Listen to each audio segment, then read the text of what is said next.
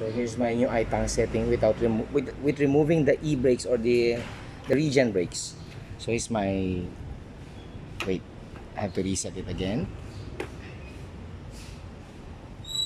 First gear. Atas ka konti. Kumukuha na. Usog ka doon sa gulungan. Magkakaroon sa gulong. It's my first gear. Maximum speed around 35 kph. Second gear.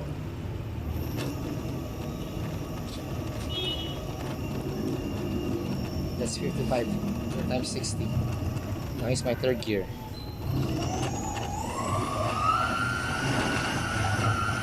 So you'll be able to reach around maybe around 100 kph.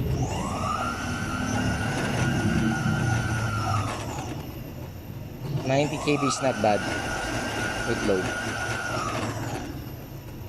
That's it.